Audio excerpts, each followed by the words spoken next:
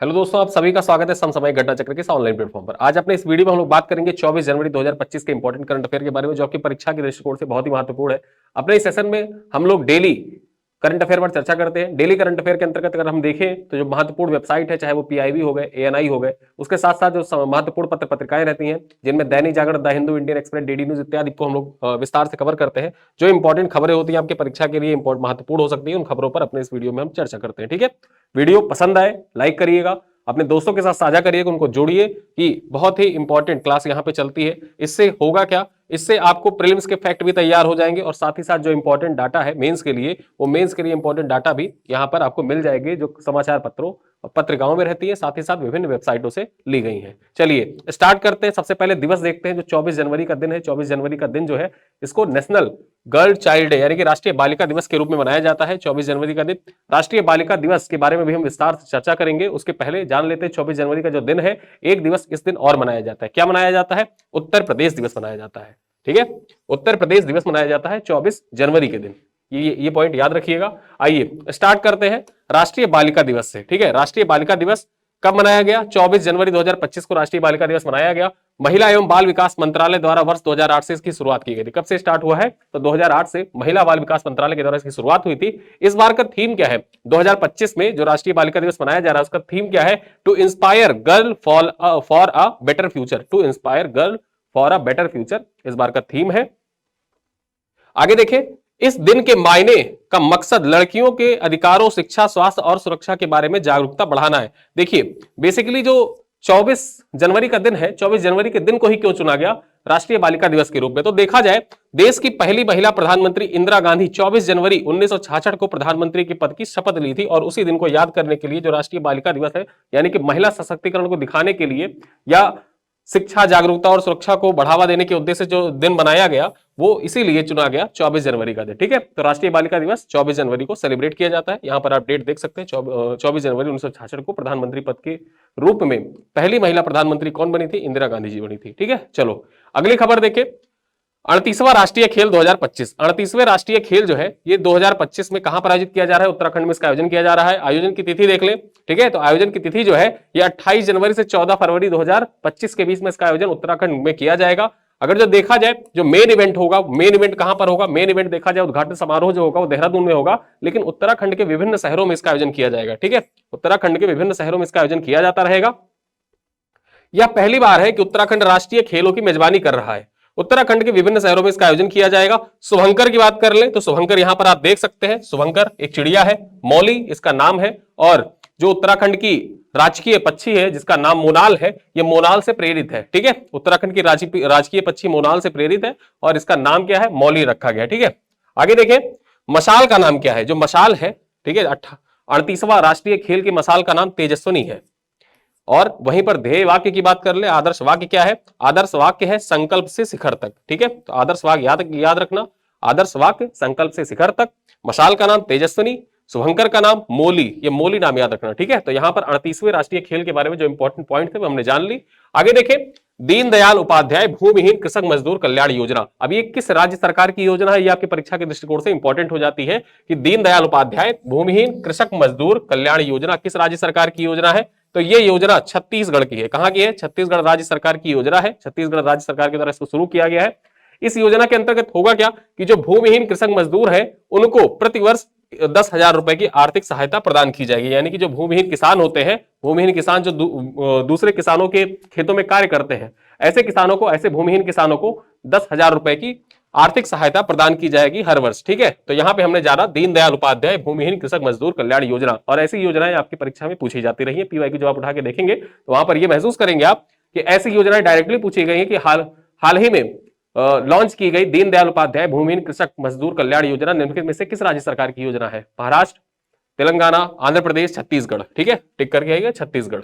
चलिए आगे देखें, 76वां गणतंत्र दिवस समारोह। जो 76वां गणतंत्र दिवस समारोह इस बार आयोजित किया जाएगा, उसमें मुख्य अतिथि कौन होंगे? मैंने आपको पहले बताया था, इंडोनेशिया के जो राष्ट्रपति हैं प्रोबोवो सुबियंतो। ठीक है, प्रोबोवो सुबियंतो जो है, ये इंडोनेशिया के राष्ट्रपति हैं, और ये इस बार जो 76वां गणतंत्र दिवस मनाया जाएगा उसमें भारत में मुख्य अतिथि के रूप में सम्मिलित होंगे। और अगर हम बात करें, जब पहली बार, ठीक है, यानी कि 26 जनवरी 1950 को पहली बार जब सेलिब्रेट किया जा रहा था गणतंत्र दिवस परेड, उसमें भी देखा जाए तो इंडोनेशिया के राष्ट्रपति सुकर्णो उस वक्त शामिल हुए थे। और अगर हम एक बात और जान ले, फैक्चुअल डाटा याद रखिएगा कि पहले जो सम्मिलित हुए थे वो तो सुकर्णो थे, इंडोनेशिया के राष्ट्रपति। इस बार भी इंडोनेशिया के राष्ट्रपति सुकर्णो मतलब प्रबोवो सुबियांतो शामिल हो रहे हैं। और वहीं अगर हम बात करें क्रम के अनुसार तो ये चौथे राष्ट्रपति हैं इंडोनेशिया के चौथे राष्ट्राध्यक्ष हैं जो भारत के गणतंत्र दिवस परेड में मुख्य अतिथि के रूप में सम्मिलित हो रहे हैं। तो ये पॉइंट याद रखना कि प्रबोवो सुबियांतो जो है वो चौथे राष्ट्राध्यक्ष है इंडोनेशिया के जो भारत के गणतंत्र दिवस परेड में शामिल हो रहे हैं। इस बार का थीम क्या है जो गणतंत्र दिवस आयोजित किया जा रहा है, ठीक है, गणतंत्र दिवस समारोह 2025, थीम क्या है? थीम याद रखना आपके परीक्षा के लिए महत्वपूर्ण है, स्वर्णिम भारत विरासत और विकास। ठीक है, स्वर्णिम भारत विरासत और विकास इस बार का थीम है। वहीं अगर हम बात करें इस वर्ष गणतंत्र दिवस परेड में 16 राज्यों एवं केंद्र शासित प्रदेशों, ठीक है, 16 राज्यों एवं केंद्र शासित प्रदेशों की, साथ ही साथ 10 मंत्रालय एवं विभागों की झांकियां शामिल होंगी। ठीक है, उत्तर प्रदेश की झांकी जो है ये महाकुंभ 2025 के थीम पर आधारित होगी। देखिए 2-3 बार से जो उत्तर प्रदेश की झांकी होती थी वो राम मंदिर के थीम पर आयोजित की जाती थी, प्रदर्शित की जाती थी। ठीक है, इस बार किस पर? तो इस बार महाकुंभ बहुत जोरों शोरों से सेलिब्रेट किया जा रहा है। तो इस बार जो 2025 की झांकी है, 2025 की झांकी में उत्तर प्रदेश की झांकी का थीम क्या है? महाकुंभ की थीम पर आधारित है। इस बार यानी कि 2025 में पहली बार तीनों सेनाओं की संयुक्त झांकियां एक साथ शामिल होंगी। ठीक है, तीनों सेनाओं की झांकियां एक साथ शामिल होंगी। साथ ही साथ मैंने आपको बताया था कि मौसम विज्ञान, भारतीय मौसम विज्ञान विभाग जो है वो अपना 150वां स्थापना दिवस सेलिब्रेट कर रहा है इस बार। ठीक है, तो पहली बार ऐसा है कि भारतीय मौसम विज्ञान विभाग की झांकी भी इस बार शामिल होगी गणतंत्र दिवस परेड पर। ठीक है, ये पॉइंट याद रखना। और एक चीज मैं आपको आपके इंफॉर्मेशन के लिए बता दूं कि जो भारतीय मौसम विज्ञान विभाग है ये किस मंत्रालय के अधीन कार्य करता है? तो ये पृथ्वी विज्ञान मंत्रालय के अधीन कार्य करता है। किसके अधीन? आपसे परीक्षा में पूछा जा सकता है कथन कारण में कि किस मंत्रालय के अधीन कार्य करता है, तो याद रखना पृथ्वी विज्ञान मंत्रालय। ठीक है, पृथ्वी विज्ञान मंत्रालय के अधीन कार्य करता है और उसकी स्थापना के, ठीक है, 150 वर्ष पूरे हो गए हैं। 150वां स्थापना दिवस मनाया गया आईएमडी का। ठीक है, जो आईएमडी है, आईएमडी का पृथ्वी विज्ञान मंत्रालय के अधीन कार्य करता है। 150वां स्थापना दिवस मनाया गया। कब मनाया गया? 14 जनवरी 2025 को। ठीक है, 14 जनवरी 2025 को 150वां स्थापना दिवस इसका सेलिब्रेट किया गया। चलिए अगली खबर पर देखें तो भारतीय यहां पर सेवा लिख गया, सेना होगा। ठीक है, भारतीय, एक सेकंड,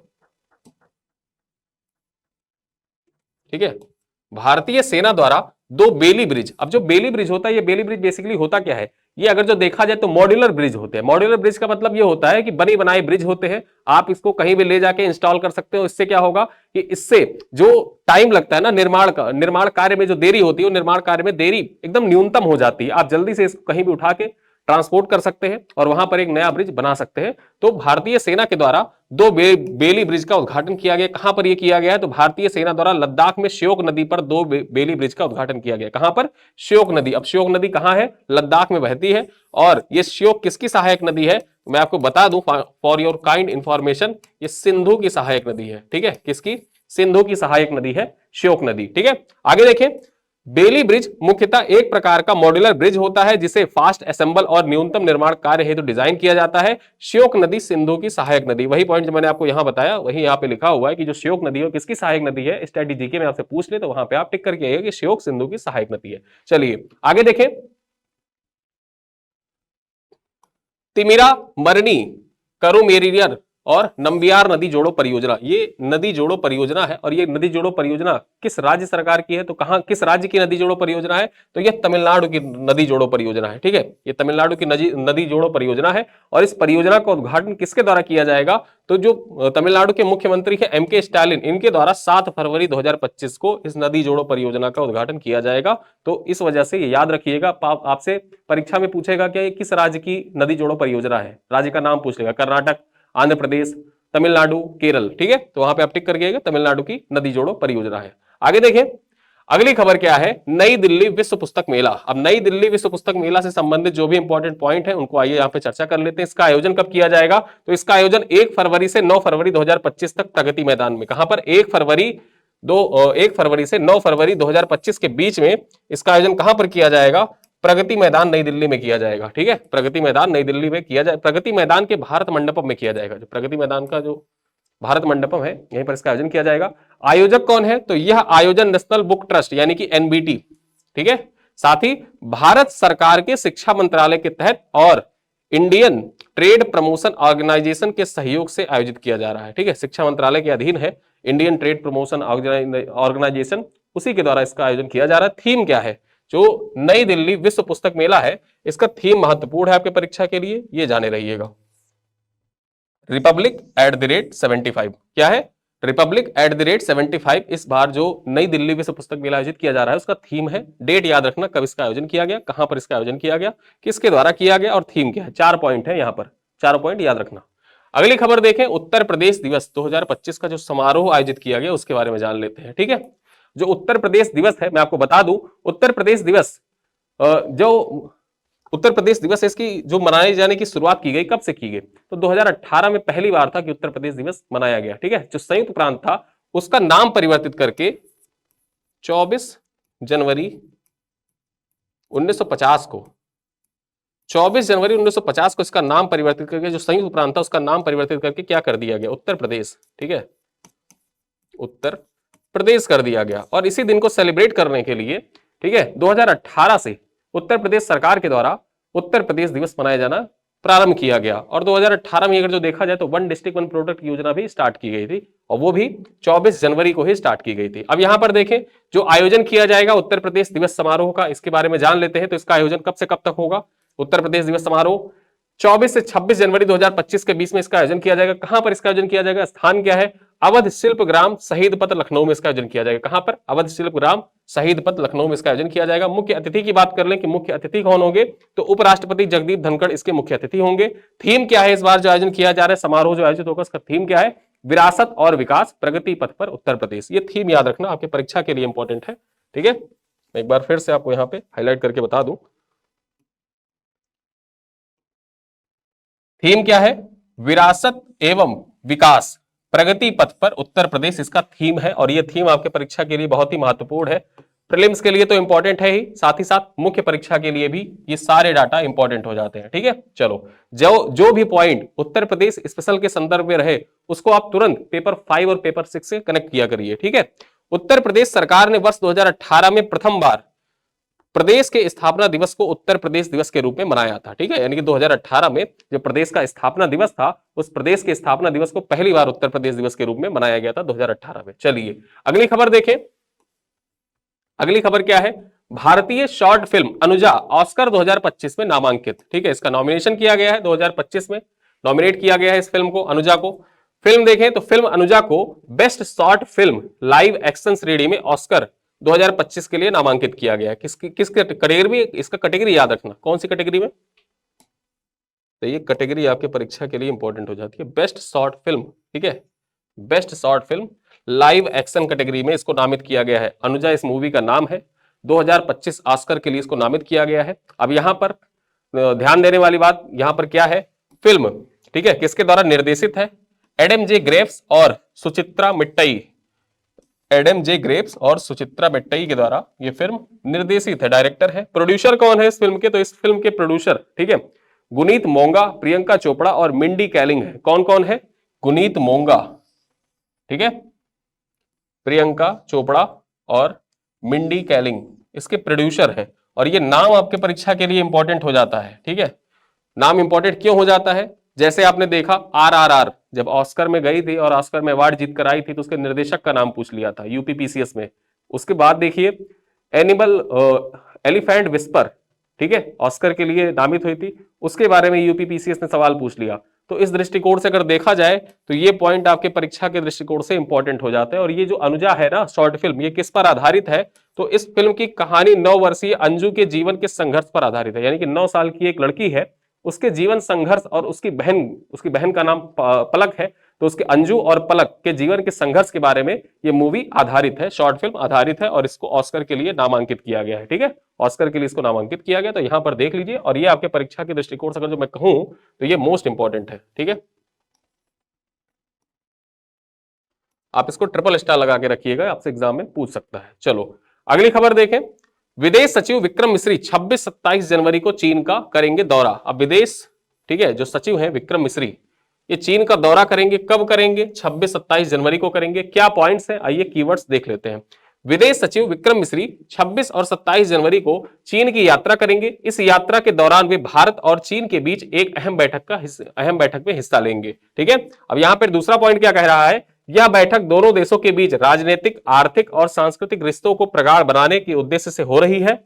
गौरतलब है कि पिछले महीने राष्ट्रीय सुरक्षा सलाहकार एनएसए अजीत डोभाल ने बीजिंग का दौरा किया था। वहां उन्होंने चीनी उपराष्ट्रपति हान झेंग से मुलाकात की और 5 साल बाद भारत चीन सीमा विवाद पर विशेष प्रतिनिधियों के बीच बैठक फिर से शुरू करने की जरूरत पर जोर दिया। यानी कि 5 साल से कोई भी बैठक भारत और चीन के बीच में नहीं हो रही थी, लेकिन अब क्या हो रहा है, धीरे धीरे देखा जा रहा है कि दोनों देशों के बीच के जो रिश्ते हैं वो धीरे धीरे नॉर्मल हो रहे हैं, धीरे धीरे आगे बढ़ रहे हैं। और उसी क्रम में देखा जाए तो विदेश सचिव विक्रम मिश्री जो है ये 26 और 27 जनवरी 2 दिन के लिए, ठीक है, चीन की यात्रा करेंगे, चीन का दौरा करेंगे। इनसे पूर्व अगर जो देखा जाए तो एनएसए अजीत डोभाल ने दौरा किया था और चीन के उपराष्ट्रपति से मुलाकात की थी। ठीक है, उपराष्ट्रपति के साथ मीटिंग की थी।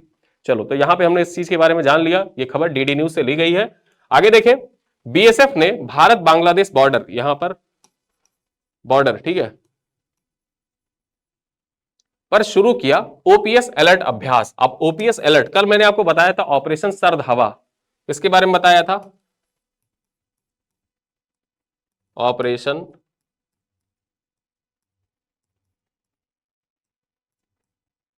सर्द हवा। ठीक है, ऑपरेशन सर्द हवा। अब ये ऑपरेशन सर्द हवा कहां पर चलाया गया था? तो ऑपरेशन सर्द हवा जो है ये किसके द्वारा ये चलाया गया था? बीएसएफ के द्वारा, बीएसएफ द्वारा, ठीक है, भारत पाक बॉर्डर पर, भारत पाक बॉर्डर पर राजस्थान में,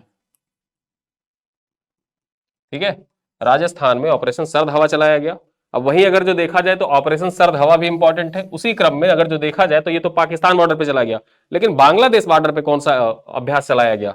ठीक है, ओपीएस अलर्ट। ओपीएस अलर्ट जो है ये भारत बांग्लादेश बॉर्डर पर चलाया गया। आगे देखें, गणतंत्र दिवस के खास मौके पर सुरक्षा पुख्ता करने के लिए सीमा सुरक्षा बल यानी कि बीएसएफ ने भारत बांग्लादेश सीमा पर 10 दिन का ओपीएस अलर्ट अभियान शुरू किया है। ठीक है, 10 दिनों का अभियान है। कितने दिनों का है? दिन याद रखना, 10 दिनों का अभियान है। और अभ्यास से रिलेटेड क्वेश्चन आपके परीक्षा में पूछेगा। यूपीपीसीएस 2024 में 3 से 4 क्वेश्चन ऐसे थे जो आए हैं डिफेंस टेक्नोलॉजी से, ठीक है, डिफेंस से रिलेटेड आए हैं। और ये अभ्यास कब से स्टार्ट हुआ? तो 22 जनवरी से स्टार्ट हुआ है और 31 जनवरी 2025 तक चलेगा। बीएसएफ ने भारत बांग्लादेश के 4096 किलोमीटर लंबी सीमा पर अपनी सभी चौकियों पर निगरानी क्षेत्रों में यह अभियान चलाया है। यानी कि भारत और बांग्लादेश के बीच की जो सीमा है वो कितने किलोमीटर लंबी है? देखा जाए तो 4096 किलोमीटर लंबी सीमा है भारत और बांग्लादेश के बीच में। और जो बीएसएफ है उसकी सभी चौकियों पर, ठीक है, सभी चौकियों पर निगरानी क्षेत्र पर यह अभियान चलाया गया है। तो इस वजह से यह अभियान याद रखना, कौन सा अभियान है? OPS alert. और सर्द हवा कहां चलाया गया था? सर्द हवा चलाया गया था राजस्थान में बीएसएफ के द्वारा। ये दोनों अभियान जो है वो बीएसएफ के द्वारा चलाए गए हैं। और बीएसएफ जो है, बीएसएफ, ठीक है, कहां कहां पर तैनात है? तो जो भारत पाकिस्तान सीमा है, भारत पाकिस्तान सीमा की सुरक्षा बीएसएफ के द्वारा की जाती है। साथ ही साथ भारत और बांग्लादेश की जो सीमा है वहां पर भी सुरक्षा बीएसएफ के द्वारा ही की जाती है। ठीक है, सीमा सुरक्षा बल। ठीक है, चलो आगे देखें। डॉक्टर नीरजा माधव को मैथिली शरण गुप्त सम्मान से सम्मानित किया गया। ठीक है, डॉक्टर नीरजा माधव, सबसे पहले तो इंपॉर्टेंट हो गया किसे सम्मानित किया गया है? पहला पॉइंट, नीरजा माधव को मैथिली शरण गुप्त सम्मान से सम्मानित किया गया। अब ये पॉइंट आपके परीक्षा के लिए इंपॉर्टेंट हो जाता है, एग्जाम में डायरेक्टली पूछ सकता है आपसे कि मैथिली शरण गुप्त सम्मान 2023 के लिए किसे दिया गया? तो 2023 के लिए मैथिली शरण गुप्त सम्मान जो है वो नीरजा माधव को दिया गया डायरेक्टली, पहले पॉइंट सही। अब आइए इसके बारे में कुछ चीजें जान लेते हैं। देखिए, मध्य प्रदेश सरकार के सांस्कृतिक विभाग द्वारा डॉक्टर नीरजा माधव, ये वाराणसी की है, ये याद रखना, ये कहां की है? वाराणसी की है, वाराणसी की है। इस वजह से यूपी स्पेशल के संदर्भ में भी इनका नाम इंपॉर्टेंट हो जाता है। ठीक है, यूपी स्पेशल के संदर्भ में इनका नाम महत्वपूर्ण है। डॉक्टर नीरजा माधव को राष्ट्रीय मैथिली शरण गुप्त सम्मान 2023 प्रदान किया है। ठीक है, परीक्षा में आपसे डायरेक्टली पूछे कि राष्ट्रीय मैथिली शरण गुप्त सम्मान 2023 किसे दिया गया है? नीरजा माधव को दिया गया है। इनका संबंध उत्तर प्रदेश के सुल्तानपुर जिले से है। ऐसा कथन में दे दे तो वो गलत हो जाएगा। कथन में जब वाराणसी देगा तब वो सही होगा। आगे देखें, पुरस्कार की राशि क्या है? जो पुरस्कार है, पुरस्कार के अंतर्गत देखा जाए तो 5 लाख रुपए की इनामी राशि इनको, मतलब पुरस्कार राशि इनको दी जाएगी। आगे देखें, डॉक्टर नीरजा माधव को साहित्य भूषण और यशपाल सम्मान जैसे प्रतिष्ठित सम्मानों से भी सम्मानित किया जा चुका है। ठीक है, तो जो नीरजा माधव है ये बहुत से सम्मानों से सम्मानित की जा चुकी है, जिनमें साहित्य भूषण सम्मान है, यशपाल सम्मान, उनसे सम्मानित किया जा चुका है। और अब किससे सम्मानित किया गया है? मैथिली शरण गुप्त सम्मान से इनको सम्मानित किया गया है। ठीक है, चलो अगली खबर देखें, नाइजीरिया बना ब्रिक्स का साझेदार देश। नाइजीरिया जो है वो ब्रिक्स का साझेदार बन गया है। अभी हाल ही में आपने सुना होगा, कुछ दिन पहले की ही खबर है, मैंने पढ़ाया भी आपको कि इंडोनेशिया जो है वो ब्रिक्स का, ठीक है, नया सदस्य बन गया है, ब्रिक्स का नया सदस्य बन गया है। तो यहां पर नाइजीरिया के बारे में बात कर ले तो नाइजीरिया को ब्रिक्स का 9वां साझेदार देश घोषित किया गया है। ये ब्रिक्स का 9वां साझेदार है नाइजीरिया। अब नाइजीरिया जो है उसके मायने क्या है शामिल होने के, इसके बारे में हम आगे चर्चा करेंगे। इससे इतर अगर हम देखें तो ब्रिक्स के अन्य साझेदार देशों में कौन कौन शामिल है, ब्रिक्स में कौन कौन साझेदार है? बेलारूस है, बोलीविया है, क्यूबा है, कजाकिस्तान है, मलेशिया है, थाईलैंड है, युगांडा है, उज्बेकिस्तान है। ठीक है, तो यहां पर ये इतने देश जो है, ठीक है, 8 देश पहले से शामिल थे और 9वां कौन बन गया है? तो 9वां बन गया है नाइजीरिया। 8 देशों का नाम याद रखना आपकी परीक्षा के लिए इंपॉर्टेंट है। ठीक है, Belarus, Bolivia, Cuba, Kazakhstan, Malaysia, Thailand और युगांडा तथा उज्बेकिस्तान जो है ये पहले से ही साझेदार यानी कि पार्टनर कंट्री है। पार्टनर कंट्री की बात की जा रही है यहाँ पे। पार्टनर कंट्री और फुल मेंबर अलग होते हैं। पार्टनर कंट्री अलग है, फुल मेंबर अलग है। पार्टनर कंट्री ऐसे होते हैं कि जो भविष्य में संभावना है कि ये फुल मेंबरशिप प्राप्त कर सकते हैं। ठीक है, ये अप्लाई करेंगे, समर्थन मिला सभी सदस्यों का तो वो फुल मेंबर बन जाएंगे। तो यहां पर साझेदार देश यानी कि इतने देशों की संभावना, 9 देशों की संभावना है कि भविष्य में ये जाके फुल मेंबर बन सकते हैं ब्रिक्स के। अब मायने क्या है नाइजीरिया के ब्रिक्स में शामिल होने के मायने? ये मायने देख लेते हैं।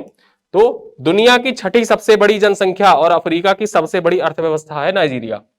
ठीक है, तो यहां पर नाइजीरिया के बारे में अगर हम चर्चा करें तो नाइजीरिया जो है ये अफ्रीका की, ठीक, सबसे बड़ी अर्थव्यवस्था है। और इसके साथ साथ अगर देखा जाए तो नाइजीरिया पूरे विश्व की जनसंख्या में देखा जाए तो 6ठा सबसे बड़ा, ठीक है, 6वीं सबसे बड़ी जनसंख्या दुनिया में। ठीक है, दुनिया में 6ठी सबसे बड़ी जनसंख्या है। आगे बात करें, अगली खबर क्या है? 2030 तक 10,000 भौगोलिक संकेतक प्राप्त करने का लक्ष्य रखा गया है भारत सरकार के द्वारा। ठीक है, जो पीयूष गोयल है, पीयूष गोयल जी के द्वारा ये लक्ष्य रखा गया है कि 2030 तक भारत में 10,000 जीआई टैग हासिल करने होंगे। ठीक है, जो प्रोडक्ट है उनको 10,000 जीआई टैग प्रदान किए जाएंगे, वो हासिल करेंगे। देखें तो भारत सरकार ने 2030 तक 10,000 भौगोलिक संकेतक टैग प्राप्त करने का महत्वाकांक्षी लक्ष्य निर्धारित किया है। वाणिज्य मंत्री पीयूष गोयल ने इस घोषणा के साथ जीआई टैग की प्रक्रिया में तेजी लाने और स्थानीय उत्पादों को वैश्विक पहचान दिलाने पर जोर दिया है। ठीक है, जीआई टैग पर राष्ट्रीय समागम का आयोजन किया गया था दिल्ली में और वहीं पर इसका फैसला लिया गया। किस पर? जीआई टैग पर राष्ट्रीय समागम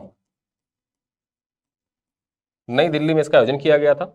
और इसी आयोजन के दौरान, ठीक है, इसी आयोजन के दौरान पीयूष गोयल जो थे वो अपने भाषण जब उद्बोधन दे रहे थे उसी के दौरान उन्होंने ये लक्ष्य निर्धारित किया कि 2030 तक 10,000 भौगोलिक संकेतक प्राप्त करने का लक्ष्य है। अब यहाँ पर प्रमुख बिंदु क्या है, उन बिंदुओं को देख लेते हैं। तो लक्ष्य क्या है? 2030 तक 10,000 जीआई टैग प्राप्त करना। वर्तमान स्थिति की बात कर ले तो वर्तमान में कितना जीआई टैग है? अगर हम 2025 की बात कर ले तो अब तक 605 उत्पादों को जीआई टैग मिला, यानी कि बहुत ही एम्बिशियस लक्ष्य है। ठीक है, अब तक केवल 605 ही उत्पादों को जीआई टैग मिला हुआ है और लक्ष्य है कि 650 को बढ़ा के 10,000 कर देना है। जीआई टैग की प्रगति की निगरानी के लिए एक विशेष समिति का गठन किया जाएगा। ठीक है, जो जीआई टैग है उसके निगरानी के लिए भी एक विशेष समिति का गठन किया जाएगा। इसका घोषणा भी, जो ये घोषणा है, ये घोषणा किसके द्वारा की गई? पीयूष गोयल के द्वारा ही की गई थी। ठीक है, तो यहाँ पे जो लक्ष्य है वो लक्ष्य याद रखिएगा, आपके परीक्षा के दृष्टिकोण से इंपॉर्टेंट है।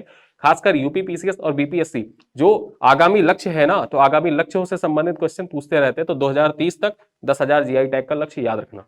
आगे देखें, अगली खबर क्या है? गुजरात में पहली ओलंपिक रिसर्च कॉन्फ्रेंस। देखिए 2036 तक ऐसा माना जा रहा है कि भारत जो है 2036 में जो ओलंपिक होने वाला है उसके लिए प्रबल दावेदार हो सकता है कि 2036 में ओलंपिक भारत में आयोजित किया जाए। तो उसके बारे में जो चीजें हैं उनको और इंप्रूव करने के लिए और उस स्थिति को प्रगाढ़ करने के लिए एक कॉन्फ्रेंस का आयोजन किया गया, उसके बारे में जान लेते हैं। ठीक है, तो ये आयोजन जो होगा वो कब होगा? गुजरात में पहली ओलंपिक रिसर्च कॉन्फ्रेंस जो आयोजित की जाएगी, कब आयोजित की जाएगी? 27 से 30 जनवरी के बीच में इसका आयोजन किया जाएगा। ठीक है, 27 से 30 जनवरी 2025 के बीच में इसका आयोजन किया जाएगा। कहां पर इसका आयोजन किया जाएगा? तो आयोजन स्थल के बारे में बात कर ले तो राष्ट्रीय रक्षा विश्वविद्यालय, ठीक है, राष्ट्रीय रक्षा विश्वविद्यालय कहां पर है? ये गांधीनगर गुजरात में है और राष्ट्रीय रक्षा विद्यालय से संबंधित क्वेश्चन परीक्षा में पूछा जा चुका है। ठीक है, जब इसकी स्थापना हुई थी इससे रिलेटेड क्वेश्चन एग्जाम में आपके पूछा गया था। उद्देश्य क्या है जो ये आयोजन किया गया, कॉन्फ्रेंस का आयोजन होगा, इसका उद्देश्य क्या है? तो 2036 ओलंपिक की मेजबानी के लिए आर्थिक मॉडल रणनीतियों पर चर्चा करना इसका मुख्य उद्देश्य है। साथ ही साथ स्थायी खेल अवसंरचना के निर्माण पर जोर देने के लिए इसका आयोजन किया जा रहा है। सहयोगी संस्थाएं कौन कौन सी है जो आयोजन किया जा रहा है, उसमें सहयोगी संस्थाएं कौन कौन सी हैं? तो भारत ओलंपिक अनुसंधान एवं शिक्षा केंद्र इसमें सहयोगी संस्था है। साथ ही साथ युवा बावले और खेल मंत्रालय के द्वारा इसका आयोजन किया जा रहा है। और यहां पर जो भारतीय ओलंपिक संघ है, ठीक है, भारतीय ओलंपिक संघ की जो अध्यक्ष है पीटी उषा तथा अन्य जितने भी लोग हैं वो सब इसमें सम्मिलित होंगे। तो यहां पर आप याद रखिएगा, गुजरात में पहली ओलंपिक रिसर्च कॉन्फ्रेंस, जैसे आ गया ना पहली, तो आपकी परीक्षा के लिए इंपॉर्टेंट हो जाता है। ऐसे पॉइंट आपके एग्जाम में पूछे जाते हैं कि पहला रिसर्च ओलंपिक रिसर्च कॉन्फ्रेंस कहां पर हुआ, पहला रक्षा विश्वविद्यालय कहां पर स्थापित किया गया, पहला रेल विश्वविद्यालय कहां पर स्थापित किया गया। तो ये सब पॉइंट आपके परीक्षा में पूछे जाते रहे, तो उस दृष्टिकोण से ये इंपॉर्टेंट हो जाता है। ठीक है, अगली खबर देखें, ट्रंप द्वारा एआई इंफ्रास्ट्रक्चर पर $500, ठीक है, $500 बिलियन निजी निवेश की घोषणा। ठीक है, $500 बिलियन निजी निवेश की घोषणा की गई है। अब घोषणा क्या है, घोषणा के बारे में पहले जान ले। तो अमेरिका में एआई इंफ्रास्ट्रक्चर को मजबूत करने के लिए 500 बिलियन के निजी निवेश की घोषणा की गई है। प्रमुख भागीदार कौन कौन से हैं जो निजी निवेश किया जाएगा, इसमें प्रमुख भागीदार कौन कौन से हैं? तो Oracle, open AI, soft bank इस परियोजना में शामिल है। ठीक है, कौन कौन? ओपन एआई, सॉफ्ट बैंक और ओरेकल इसमें शामिल है। प्रोजेक्ट का जो प्रोजेक्ट है, प्रोजेक्ट स्टारगेट। ठीक है, अब इस परियोजना का जो नाम है, जो ये 500 बिलियन का निजी निवेश किया जा रहा है एआई इंफ्रास्ट्रक्चर के लिए, इस प्रोजेक्ट का नाम क्या है? ये आपके नाम एग्जाम के लिए इंपॉर्टेंट हो जाता है। इसका नाम है प्रोजेक्ट स्टारगेट। ठीक है, प्रोजेक्ट स्टारगेट जो है ये इस परियोजना का नाम है और यही सबसे ज्यादा इंपॉर्टेंट है आपके एग्जाम के लिए। आगे बात करें इसका उद्देश्य क्या है, तो डाटा सेंटर का निर्माण, आर्टिफिशियल जनरल इंटेलिजेंस को बढ़ावा देना। ठीक है, डाटा सेंटर का निर्माण करना, साथ ही साथ आर्टिफिशियल जनरल इंटेलिजेंस को बढ़ावा देना इसका मूल उद्देश्य है जो ये निवेश किया जा रहा है। अब निवेश की योजना, ठीक है, जो निवेश किया जा रहा है $500 बिलियन का निवेश किया जाएगा, वो किस तरीके से किया जाएगा? ठीक है, तो योजना के बारे में भी बताया गया है कि जो $100 बिलियन है, $100 बिलियन तो तत्काल निवेश कर दिया जाएगा। ठीक है, लगे हाथ निवेश कर दिया जाएगा। शेष $400 बिलियन जो है वो अगले 4 वर्षों में, यानी कि हर साल $100 बिलियन का निवेश किया जाएगा। निर्माण योजना की बात कर ले तो 20 डाटा सेंटर, प्रत्येक जो डाटा सेंटर है वो 5 लाख वर्ग फुट क्षेत्रफल में बनाया जाएगा, यानी कि टोटल 20 डाटा सेंटर का निर्माण किया जाएगा, जिनमें से प्रत्येक डाटा सेंटर की अगर जो देखा जाए कितने क्षेत्रफल में होगा तो 20 लाख वर्ग फुट में बनाया जाएगा। ठीक है, अगर देखा जाए तो पहला डाटा सेंटर, यानी कि जो 20 बनाया जा रहा है उनमें से पहला डाटा सेंटर जो है ये टेक्सास में निर्माणाधीन भी है। ठीक है, तो प्रोजेक्ट स्टारगेट के बारे में जो भी चीजें इंपॉर्टेंट थी आपके परीक्षा के दृष्टिकोण से, एग्जाम में जो आप पूछा जा सकता है, सारी चीजें मैंने यहाँ पे बता दी। आगे देखें, कवचम आपदा चेतावनी प्रणाली। अब कवचम जो है ये आपदा चेतावनी प्रणाली है, कहां की है? केरल की है। इसके बारे में जो इंपॉर्टेंट पॉइंट है आइए जान लेते हैं, इसकी शुरुआत के बारे में जाने। तो मुख्यमंत्री पिनरई विजयन ने कवचम का उद्घाटन किया है। कार्यक्रम राजधानी तिरुवनंतपुरम में आयोजित किया गया था, यानी कि एक कार्यक्रम, जो केरल की राजधानी है तिरुवनंतपुरम, वहां पर एक कार्यक्रम का आयोजन किया गया और उसी आयोजन के दौरान जो पिनरई विजयन है, यानी कि केरल के जो मुख्यमंत्री हैं, उनके द्वारा कवचम का अनावरण किया गया। ठीक है, उद्देश्य क्या है इसका? कवचम का जो आपदा चेतावनी प्रणाली है, जाहिर सी बात है उद्देश्य से आपको पता ही चल गया होगा कि आपदा की स्थिति में समय पर चेतावनी देना तथा आपदा प्रबंधन को सशक्त बनाने का मूल उद्देश्य है। आगे देखें, विकास के बारे में बात कर ले तो परियोजना का विकास केरल राज्य आपदा प्रबंधन प्राधिकरण ने किया है। इसे राष्ट्रीय आपदा प्रबंधन प्राधिकरण और विश्व बैंक के सहयोग से तैयार किया गया, यानी किसके सहयोग से तैयार किया गया, यह भी आपके परीक्षा के दृष्टिकोण से इंपॉर्टेंट हो जाता है। विशेषता की बात कर ले तो प्राकृतिक आपदाओं जैसे बाढ़, भूस्खलन और तूफान के पूर्वानुमान के लिए तकनीकी प्रणाली विकसित करना, साथ ही साथ जनता और प्रशासन में त्वरित कार्रवाइयों में मदद करना इसकी प्रमुख विशेषता है। तो यहां पर कवचम के बारे में, जो कवचम आपदा चेतावनी प्रणाली है, इसके बारे में हम लोगों ने विस्तार से चर्चा कर ली।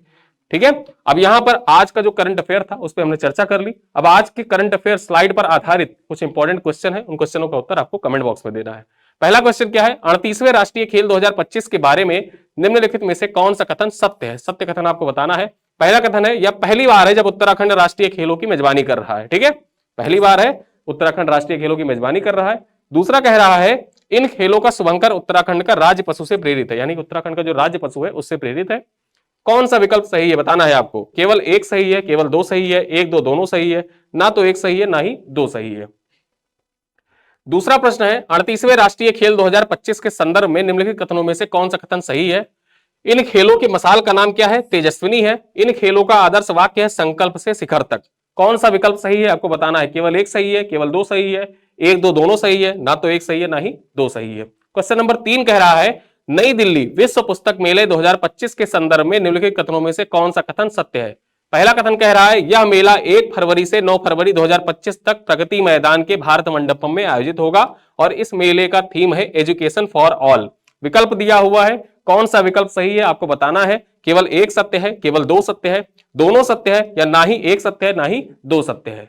अगला कथन कह रहा है क्वेश्चन नंबर 4, फिल्म अनुजा किस श्रेणी में ऑस्कर 2025 के लिए नामांकित की गई है। कौन सी श्रेणी है जिसमें नामांकित किया गया है? बेस्ट फीचर फिल्म की श्रेणी में, बेस्ट डॉक्यूमेंट्री की श्रेणी में, best short film live action की श्रेणी में, या बेस्ट एनिमेटेड फिल्म की श्रेणी में। ठीक है, तो यहां इन चारों प्रश्नों का उत्तर आपको कमेंट बॉक्स में देना है। और यहां पर जो कल मैंने प्रश्न पूछा था 18वें प्रवासी भारतीय दिवस के बारे में, तो बहुत से लोगों ने कमेंट किया और पूरे डिटेल में लिखा है। आपसे जो भी प्रश्न पूछा जाए, जो पढ़ाया जा चुका है, जो भी प्रश्न पूछा जाए उसके बारे में डिटेल से लिखा करिए। तो इससे होगा क्या, एक बार आपका पूरा कंप्लीट रिवीजन हो जाएगा। जब भी आप कोई चीज लिख देते हैं ना तो उसको आप भूलते नहीं है। इसी वजह से जब आपसे कुछ पूछा जाए तो उसके बारे में कमेंट में पूर्ण रूप से लिखा करिए। आज का आपका प्रश्न है, आपको उत्तर प्रदेश दिवस के बारे में लिखना है। ठीक है, उत्तर प्रदेश दिवस का इस बार जो मनाया जा रहा है, सेलिब्रेट किया जा रहा है, उसका थीम क्या है, पहली बार कब मनाया गया था, और स्थापना दिवस उत्तर प्रदेश जो है संयुक्त प्रांत से उत्तर प्रदेश कब बना था। ये सारी चीजें आपको कमेंट बॉक्स में लिखनी है। वीडियो कैसा लगा बताइएगा, अपने दोस्तों के साथ वीडियो साझा करिएगा, और कोई कमेंट हो, कोई फीडबैक हो तो आप लिख सकते हैं कमेंट बॉक्स में। मैं व्यक्तिगत रूप से आपके सभी कमेंट पढ़ता हूं। ठीक है, तो मिलते हैं अगले वीडियो में, तब तक के लिए बहुत बहुत धन्यवाद।